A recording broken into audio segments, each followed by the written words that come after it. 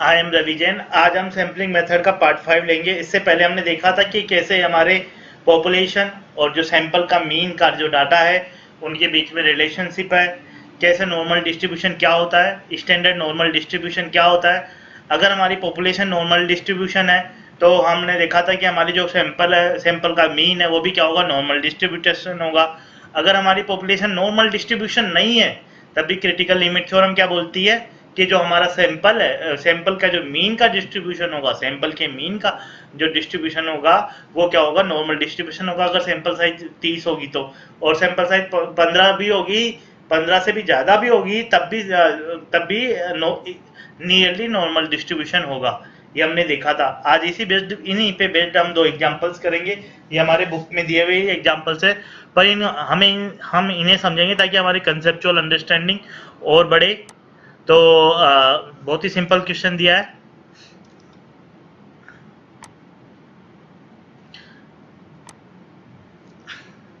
पर इस पे बेस्ड आपके एग्जाम में 4-5 क्वेश्चन आने वाले हैं, और आपके एग्जाम में जो केस स्टडी बेस्ड क्वेश्चन आते हैं वो सारे यही कंसेप्ट है। और इसके बाद हम एक एस्टिमेशन वाला चैप्टर पढ़ेंगे, एस्टिमेशन वाला चैप्टर। उसमें भी यही कंसेप्ट है, सारे के सारे यही कंसेप्ट है। तो अभी हम समझ लेते हैं। ये एग्जांपल होते हैं। इन ए सैंपल, मतलब कोई सैंपल लिया of 25 observation from a normal distribution. इसमें विद मीन 98.56 और स्टैंडर्ड डेविएशन है 7.2। मतलब इन्होंने क्या किया कि एक पॉपुलेशन थी जो कि क्या थी, नॉर्मल डिस्ट्रीब्यूटेड थी। तो सैंपल्स का जो मीन है, ये पॉपुलेशन सैंपल्स मीन, तो पॉपुलेशन जो थी वो नॉर्मल डिस्ट्रीब्यूटेड थी और उसका मीन क्या था, 98.6। तो सैंपल का मीन भी क्या होगा, नॉर्मल डिस्ट्रीब्यूटेड होगा।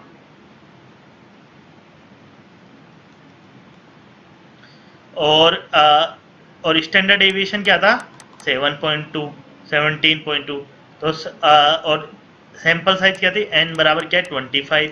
तो सैंपल्स के मीन का मीन क्या होगा, इस डाटा का मीन भी क्या होगा, 98.6। और इसका स्टैंडर्ड डेविएशन क्या होगा, 72.2 बाई √n, √25। ये अपन ने आगे क्वेश्चन नहीं पढ़ा है, पर ये डाटा हम निकाल सकते हैं। तो ये हो जाएगा 17.2 डिवाइडेड बाई 5। तो ये आंसर आ जाएगा 3.44। यहाँ तक तो क्लियर है। अब पहला क्वेश्चन पूछ रहा है व्हाट इज पी। पी का मतलब प्रोबेबिलिटी। यहाँ पर प्रोबेबिलिटी, अगर सैंपल का जो मीन है, आपने 25 ऑब्जर्वेशन लिए, उनका जो मीन है वो लाई करे कि 92 टू 1202। अभी इस चीज़ को भूल जाओ, अपने को किस पे ध्यान देना है, सैंपल के मीन पर। तो सैंपल का 92 टू 1202। तो सैंपल का जो मीन का, इस डाटा का जो मीन है, मतलब मान लो कि अपन इसका कर्व बनाए, ये अभी हम कर्व बना रहे हैं, ये सिमेट्रिकल कर्व है, ये बस हम बना नहीं पा रहे हैं। तो इसका जो मीन है वो क्या है, 98.6। हम चाह रहे हैं कि डाटा कहाँ कहाँ लाई करे। इस पे एक्सेल पे क्या है, सैंपल का मीन। यहाँ पर जो डाटा है वो x मान लो, तो उसका नाम ये है। और y पे क्या है, प्रोबेबिलिटी p, जो है प्रोबेबिलिटी। और 98.6, और स्टैंडर्ड डेविएशन क्या दिया हुआ, 3.44। स्टैंडर्ड डेविएशन क्या दिया हुआ, 3.44। और अब आपको पूछ रहा है 92, तो एक तो ये 92, और यहाँ पर क्या आएगा, 102। तो आपको निकालना है कि भाई क्या प्रोबेबिलिटी हुई। तो एक तो ये एरिया और एक ये एरिया, ये दोनों निकालना पड़ेगा। इससे आएगी P1, इससे क्या आएगा, P2, और प्रोबेबिलिटी क्या हो जाएगी, P बराबर P1 प्लस P2। क्लियर है। तो P बराबर क्या हो जाएगा, P1 प्लस P2। तो पहले अपन देखेंगे कि ये 98.6 से 92 तक जाने में सिग्मा का कितना गुना चला गया। सिग्मा का कितना गुना चला गया, तो 98.6 से 92 का मतलब हो गया, ये हो गया 6.6। और ये सिग्मा का कितना गुना है, सिग्मा का कितना गुना है, ये 6.6, और सिग्मा अपने पास 3.44। 6.6 डिवाइडेड बाई 3.44 अपन ने किया, तो ये आ गया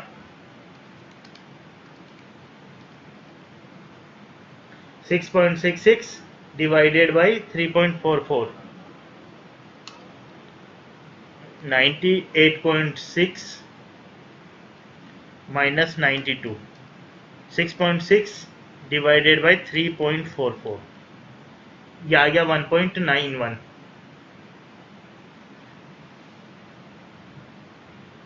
1.91, तो ये कितना आ गया 1.91। और ये मतलब ये क्या हो गया, ये क्या कितना है 1.91 सिग्मा है, 1.91 सिग्मा है। ये जो डिस्टेंस है वो कितनी 1.91 सिग्मा। और ये हो गया 102 माइनस 98.6, ये हो गया 3.4, और ये 3.44 और डिवाइडेड बाय 3.44, तो ये आ गया 0.99। तो ये तो हो गया 1.91 सिग्मा और ये हो गया 0.99 सिग्मा। ठीक है, ये जो सिग्मा की टर्म उसको जेड भी बोलते हैं। तो 1.91 सिग्मा और 1.99 सिग्मा, 6.66 डिवाइडेड बाय 3.44।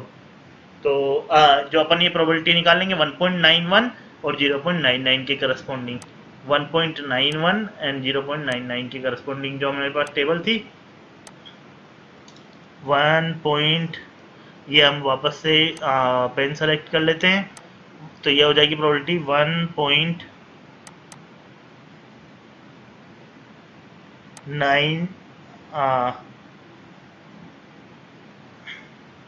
सॉरी 1.91, ये हो जाएगी 0.4719, 0.4719, और दूसरा है 0.99, तो 0.99 में अपन जाएंगे। तो ये हमारा, हम स्क्रीन को थोड़ा सा बड़ा कर लेते हैं, तो ये हो जाएगा 0.0.99 0.3389 0.3389, तो 0.4719, तो क्या हो जाएगा 0.4719, प्रोबेबिलिटी के लिए क्या हो जाएगा 0.4719 प्लस 0.3389, तो ये कितना हो जाएगा 0.4719 प्लस 0.3389, और ये आपका आंसर हो जाएगा 0.81 समथिंग, मतलब 81% प्रोबेबिलिटी हो जाएगी, 81% की आपकी प्रोबेबिलिटी हो जाएगी। जो दूसरा पार्ट है वो सेम यही है क्वेश्चन का, पर उसमें क्या दिया हुआ है, find the corresponding probability given है। गिवन है जो सैंपल साइज है वो आपको क्या लेना है 36, तो 36 हो जाएगा, तो यहाँ पर क्या आ जाएगा 36 आ जाएगा, तो यहाँ पर अपन 36 का डिवाइड करेंगे तो ये आ जाएगा 2. ये आपके पास आ जाएगा 2.87।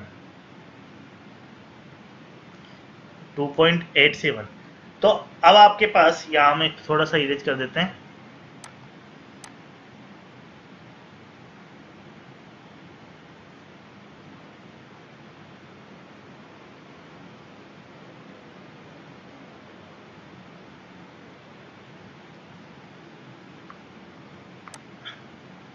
ये जो है हमारा पास कि ये 102 वही है, 98 पॉइंट से 96 मतलब 6.6 डिवाइडेड बाई 2.87 करना पड़ेगा, और यहाँ पर 102 माइनस 98 मतलब क्या हो गया 4/2.87 करना पड़ेगा, तो ये हो जाएगा 6.6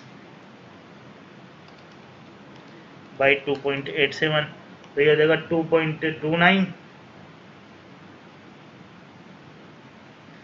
ये हो जाएगा 2.299, तो मतलब हो जाएगा 2.30, और ये हो जाएगा 4/2.87, 4/2.87 1.3, ये सॉरी 102 माइनस 98.6, सॉरी 102 माइनस 98.6, तो ये आएगा आपके पास 3.4, ये आ जाएगा 3.4 डिवाइडेड बाई 2.87, 3.4 डिवाइडेड बाई 2.87, तो ये आ जाएगा 1.18। तो आपको इस 2.30 सिग्मा के करस्पॉन्डिंग प्रोबेबिलिटी लानी है और इसके 1.18 के, तो वापस से आप इसमें जाओगे तो 2.30 के करस्पॉन्डिंग प्रोबेबिलिटी क्या होगी, यहाँ पर जाओ, ये हो गया 2.3 और ये 0, तो आपके पास ये 0.4893 प्रोबेबिलिटी आ जाएगी, और 1.1 और इसमें 8 पे जाओगे 1.18 पे जो प्रोबेबिलिटी आएगी 0.3810 प्रोबेबिलिटी आ जाएगी। इन दोनों को जोड़ लोगे तो आपके पास क्या आ जाएगा, आंसर आ जाएगा। तो ये इसकी करस्पॉन्डिंग प्रोबेबिलिटी क्या आ जाएगी आपकी, इसके करस्पॉन्डिंग प्रोबेबिलिटी आ जाएगी आपकी P1 बोल देते हैं और इसको P2 बोल देते हैं, मतलब ये एरिया। तो P1 बराबर हो जाएगा 0.4893 प्लस जो P2 है वो हो जाएगा 0.3810।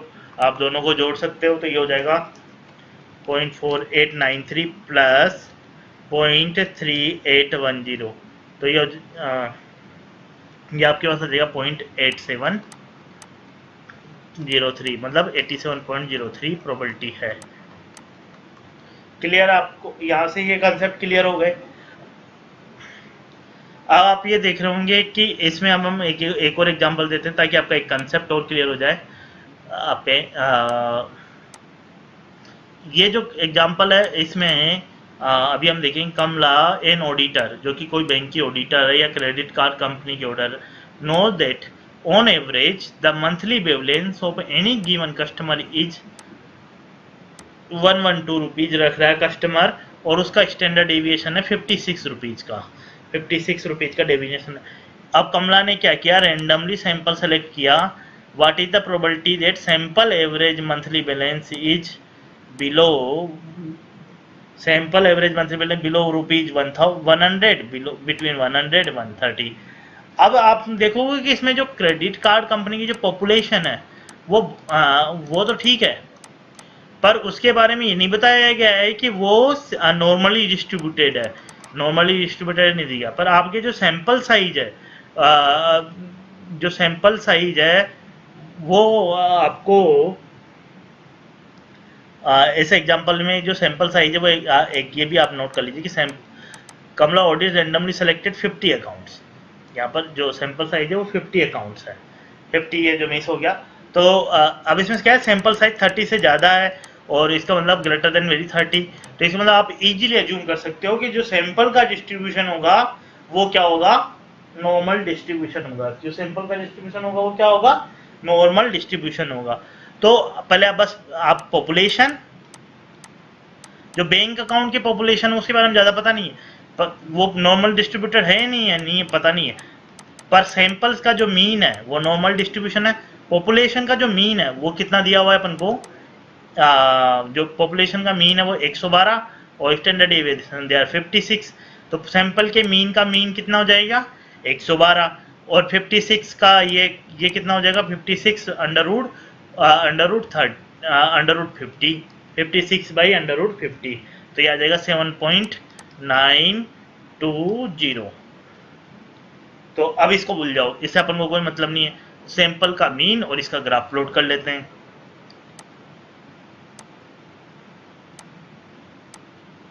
तो इसका मीन कितना है, सैंपल के मीन का 112 और इसका स्टैंडर्ड डेविएशन क्या है इस चीज का, इस ग्राफ का, मतलब यहां पर क्या आएगा, यहां पर क्या आएगा, एवरेज मंथली बैलेंस हो गया ना, एवरेज मंथली बैलेंस या सैंपल्स मीन, और यहां पर क्या आएगी प्रोबेबिलिटी, यहां पर आएगी प्रोबेबिलिटी वाई एक्सिस पे। तो ये 112 और इसका स्टैंडर्ड डेविएशन क्या है 7.92, स्टैंडर्ड डेविएशन कितना है 7.92। तो अब आपको पूछा है कि आप क्या प्रोबेबिलिटी की बैलेंस 100 से कम होगा, तो 100 कहाँ है, यहाँ कहाँ ही आएगा। तो 100 से कम होगा मतलब आपको क्या निकालना है, ये वाला एरिया निकालना है, ये वाला एरिया निकालना है। तो पर अपन ने पढ़ा था ना पहले ये कंसेप्ट, जब भी मैंने बताया था ना कि आपको हर एक कंसेप्ट जो भी मैं बता रहा हूँ ध्यान से समझना है।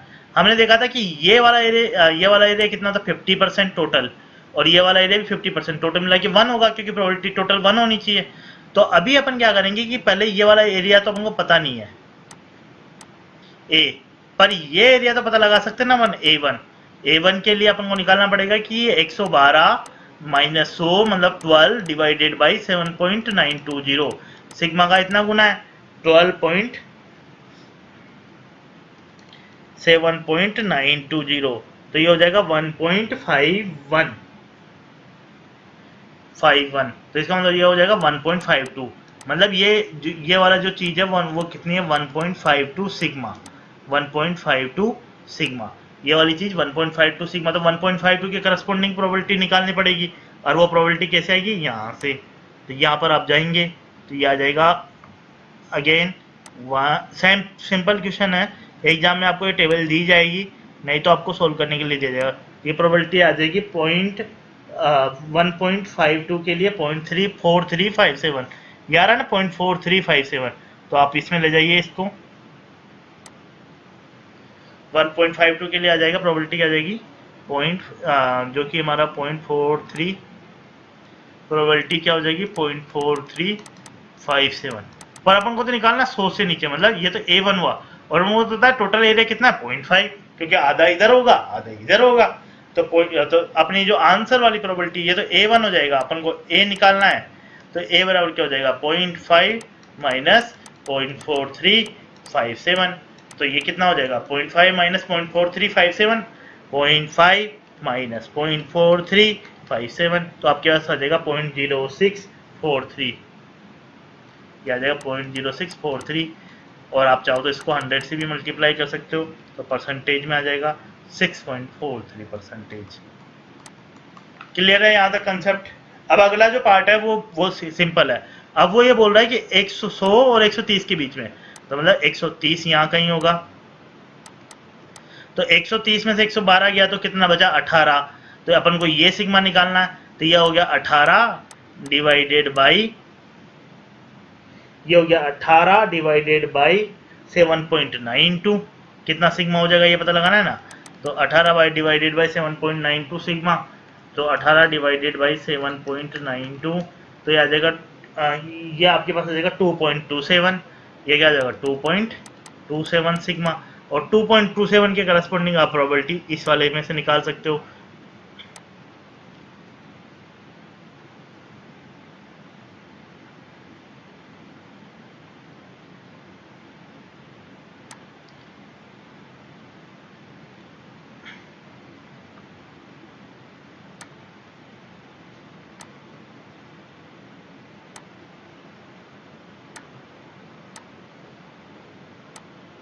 तो ये 2.27 के करस्पॉन्डिंग 6.7, तो ये आ जाएगा 0.4844, 0.4844। तो ये आप यहाँ पर यूज कर लीजिए, तो ये हो जाएगी इसकी जो प्रोबेबिलिटी हो जाएगी वो हो जाएगी ये वाली जो प्रोबेबिलिटी है ये A1 था ही, अपन को पता लग रहा है A1 कितना था 0.4357, और अपन को ये वाली चीज निकालनी है, इसको A2 नाम दिया, तो ये हो जाएगी ये अपने पास आएगी 0.4884। तो दोनों को जोड़ोगे तो एरिया बराबर या प्रोबेबिलिटी बराबर क्या हो जाएगी P1 प्लस P2। तो आपका आंसर आ जाएगा ये आपके पास आ जाएगा 0.4357 प्लस 0.4884 बराबर आपके पास आ जाएगा 0.9241 बराबर 92.41 परसेंटेज। ये आपका आंसर हो जाएगा। तो आपको ये कंसेप्ट क्लियर होना चाहिए कि कैसे क्रिटिकल लिमिट थ्योरम का यूज है। इसमें बेड आपके और भी कई सारे क्वेश्चन आएंगे, पर वो सेम इसी पैटर्न में आएंगे। आपको बस ये एक कंसेप्ट समझ में आ जाना चाहिए। इसी के साथ आप ये चैनल सब्सक्राइब करते रहिए। आपका इसमें रेगुलर हम कंसेप्ट वाइज पूरा बुक, पूरे एग्जाम्स के क्वेश्चन, ओल्ड पेपर्स, और जो भी हमारे एग्जाम्पल्स हैं बुक्स के, अनसोल्ड क्वेश्चन है जो कि जिनमें भी जो कि थोड़ी भी अलग है, वो सब मैं सोल्व करवाऊंगा। फिर भी आपको कोई क्वेश्चन में डाउट है तो आप कमेंट बॉक्स में पूछ सकते हैं, मुझे कॉल कर सकते हैं, मुझे मैसेज कर सकते हैं। और आप ये चैनल सब्सक्राइब करते रहिए, क्योंकि हम ये जो चैनल है इसमें हम सारा सब्जेक्ट पूरा जो पूरा टॉपिक है वो समझाएंगे, और ये बिल्कुल फ्री ऑफ कॉस्ट रहेगा। Thank you very much.